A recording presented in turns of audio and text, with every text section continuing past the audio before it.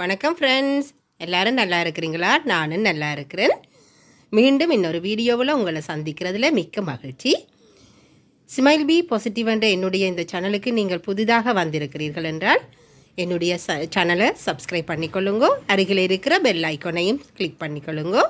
அப்படி என்றால் நான் போடுற வீடியோ உடனுக்குடன் நீங்கள் பார்க்கக்கூடிய மாதிரி இருக்கும். இன்றைக்கு நான் உங்களுக்கு செய்து காட்ட போகிற ரெசிபி நெத்தலி புட்டு. இது எப்படி செய்கிறதுன்னு பார்ப்போம். இந்த நெத்தலி புட்டு செய்கிறதுக்கு தேவையான பொருட்கள் என்னென்னு பார்ப்போம்.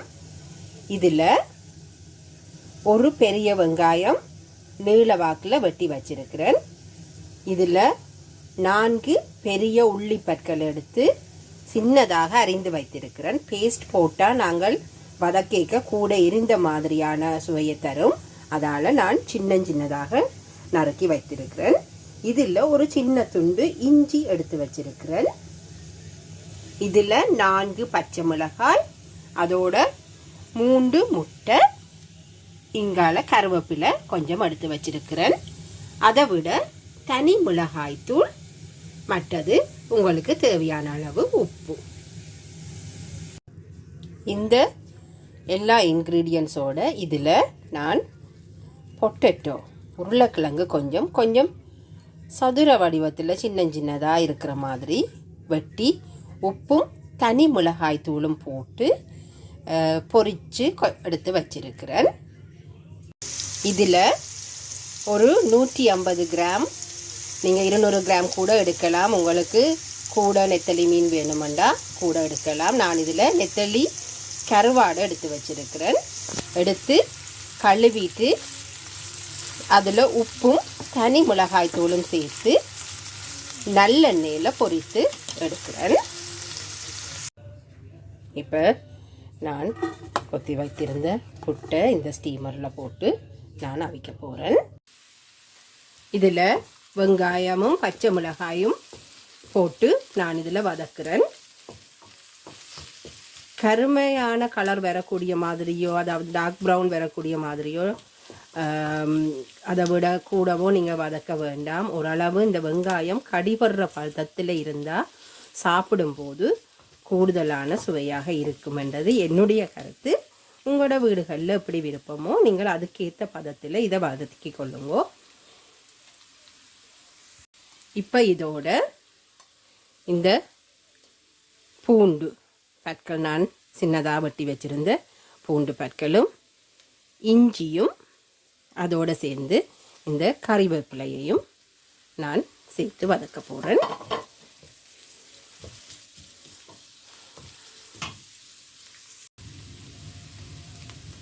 பாருங்க, இவ்வளவு வதங்கினதே எங்களோட வீட்டில் இருக்கிறாக்கின்ற டேஸ்ட்டுக்கு ஏற்றதாக இருக்குமென்றதால நான் இப்போ இந்த வதக்கின வெங்காயம், பச்சை மிளகாய், உள்ளி, இஞ்சி இது எல்லாத்தையும் இந்த ஒரு சைட்டில் நான் இப்படியே தள்ளி வரேன். இது கொஞ்சம் அகன்ற பாத்திரம் என்றபடியால் இந்த பக்கம் தள்ளுறேன்.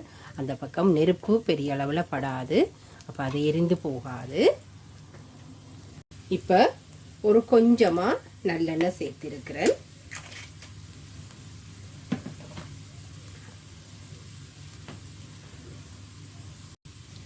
நாங்கள் எடுத்து வச்சிருந்த, நான் 3 முட்டை எடுத்து வச்சிருந்தது பார்த்துருப்பீங்கள். இந்த 3 முட்டையையும் நான் இதுக்கு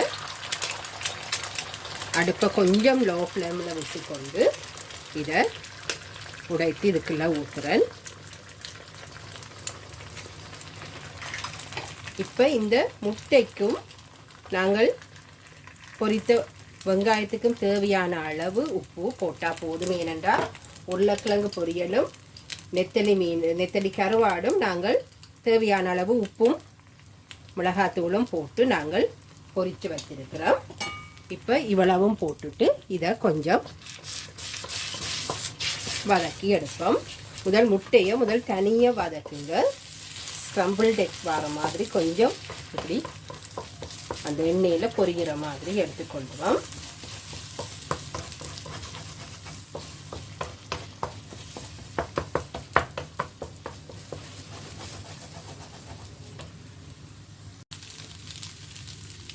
பாருங்க, இப்போ இந்த இதில் நாங்கள் போட்ட முட்டையெல்லாம் இப்படி துண்டுகளாக எடுக்கிற பதத்துக்கு வந்துட்டுது. இப்போ இந்த பின்னால் இருக்கிற இந்த வெங்காயத்தையும்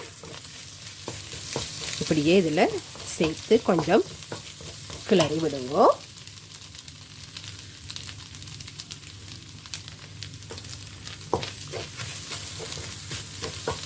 இந்த ஃப்ளேவர் எல்லாம் இந்த முட்டையில் சேர்ற வரைக்கும் கொஞ்சம் லோ ஹீட்டில் அடுப்பை வச்சுக்கொண்டு இதை இப்படி கிளறி விடுங்கோ. அப்போ தான் அந்த கலரும் எரிந்து போகாத அளவுக்கு வடிவாக வரும்.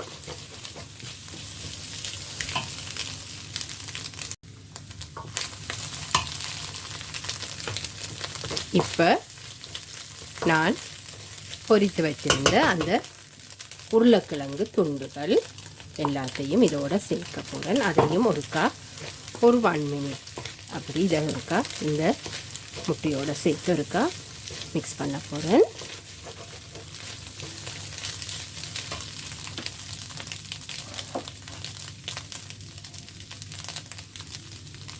இந்த நேரம் நீங்கள் கொஞ்சம் உப்பை அளவு பார்த்து கொள்ளலாம்.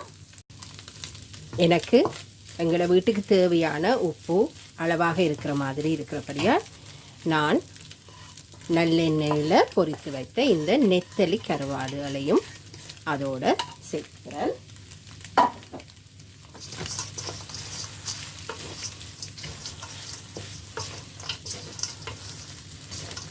இந்த மிக்ஸை பார்க்கவே உங்களுக்கு சாப்பிட வேணும் மாதிரி ஆசையாக இருக்குது. அதை மாதிரி வாசனையும் நல்லா இருக்குது.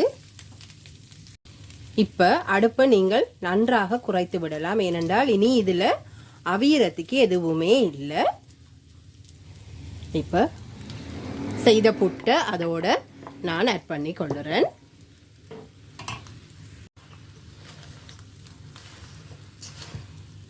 நல்ல அளவான பொரியலங்களுக்கு நாங்கள் வதக்கினதெல்லாம் இந்த புட்டுக்கு அளவாக வந்திருக்குது. உங்களுக்கு இதை விட கூட பொரியலோ அதாவது நெத்தலி கருவாடோ அல்லது முட்டையோ கூட தேவையாக இருந்தால் நீங்கள் கூடுதலான அளவுக்கு உங்களோட அளவுக்கு நீங்கள் இதை போட்டுக்கொள்ளலாம். உருளைக்கிழங்க கூட போடலாம். அதில் எந்த இதுவுமே இல்லை.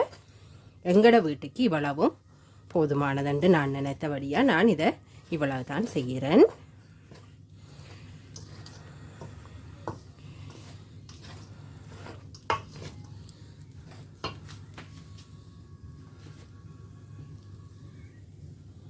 பாருங்க ஃப்ரெண்ட்ஸ், இந்த நெத்தலி புட்டு ரெடியாகி விட்டது. இவ்வளவு தான் இதற்குரிய வேலை. இதற்காக நாங்கள் வெளியில எல்லாம் அதிகம் பணம் செலவழிக்க வேண்டிய அவசியமே இல்லை. நீங்கள் வீட்டில் உங்களுக்கு தேவையான சுவையில் இதை நீங்கள் குறைந்த செலவுலையே செய்து சாப்பிட்டு கொள்ளலாம். இப்போ இந்த புட்டு நாங்கள் எல்லாம் கிளறியாச்சு. இப்போ நான் அடுப்பை ஆஃப் பண்ணிட்டேன். ஃபுல்லாக ஆஃப் பண்ணிவிட்டு ஒரு 5 நிமிடம் நான் இதை கொஞ்சம் மூடி போட்டு மூடி விட போகிறேன். அப்போ எல்லா ஃப்ளேவரும் உண்டா அந்த புட்டில் சேர்ந்து இருக்கும். என்ன ஃப்ரெண்ட்ஸ், இந்த வீடியோ உங்களுக்கு பிடிச்சிருக்கா? நிச்சயமாக பிடிச்சிருக்குமென்று நம்புகிறேன். இது செய்யக்க நீங்கள் எப்போவுமே நல்லெண்ணெயை சேர்த்துக்கொள்ளுங்கோ. இதுன்ற சுவையும் மனமும் இன்னும் அதிகமாக இருக்கும். மீண்டும் இன்னொரு வீடியோவில் உங்களை சந்திக்கிற வரைக்கும் தேங்க்யூ. பாய்.